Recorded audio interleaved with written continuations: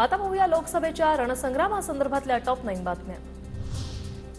शिवसेना शिंदे गटाची उमेदवारांची अधिकृत यादी परवा दुपारपर्यंत येणार। शिवसेना आमदार संजय शिरसाट यांची माहिती।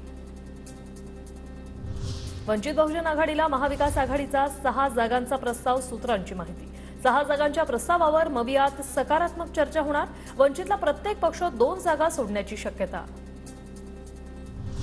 प्रकाश आंबेडकरांना मवियाचा 4 जागांचा प्रस्ताव कायम आहे। वंचित मवियाचा घटक ते आमच्या सोबत येतील। संजय राऊतांकडून पुन्हा अपेक्षा व्यक्त।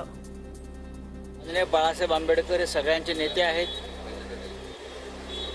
त्यांच्याशी आम्ही वारंवार संवाद साधतोय। आम्ही त्यांना 4 जागा देऊ शकतो, म्हणजे एकत्र देऊ शकतो, म्हणजे आपण लढू शकतो एकत्र।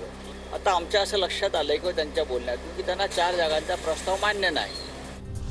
वंचितच्या प्रकाश आंबेडकर यांच्यासोबत बोलणं सुरू, 2 दिवसात अपेक्षित निर्णय होईल। जयंत पाटलांची माहिती। माढाच्या जागेवर दुसरा उमेदवार शोधावा लागेल अशी ही माहिती। युतीत अडचण येऊ नये म्हणून व्यक्तिगत हेवेदावे बाजूला ठेवले, मात्र आज चळवळीलाच लाचार केलं जातंय। आम्ही लाचारी मान्य करणार नाही, वंचितच्या कार्यकर्त्यांना आंबेडकरांचं आवाहन। वंचितच्या भूमिकेमागे तुम्ही उभे राहाल हे गृहीत धरत असल्याचंही वक्तव्य। व्यक्तिगत वाद किंवा हेवेदावे हे आम्ही येऊ दिले नाही, पण जिथे चळवळीलाच लाचार केल्या जाते आणि लाचार करून संपवल्या जाते त्या ठिकाणी आम्ही कदापिही मान्य करणार नाही अशी परिस्थिती आहे।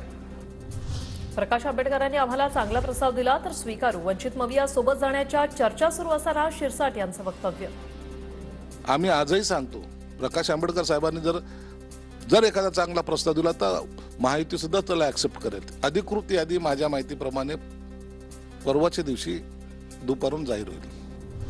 विजय शिवतारेंना शिस्तपालन समितीची नोटीस। विजय शिवतारेंवर शिस्तभंगाची कारवाई होण्याची शक्यता। पक्षविरोधी भूमिका मांडल्याने शिवतारेंवर कारवाईची शक्यता।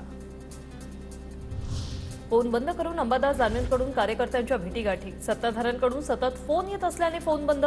ठाकरे गट सोडून जाणार नाही, दानवेंकडून स्पष्ट। उमेदवारी निश्चित होण्यापूर्वीच साताऱ्यात उदयनराजेंच्या स्वागताचे बॅनर्स। बॅनरवर भाजपचे अधिकृत उमेदवार आणि कमळ चिन्ह।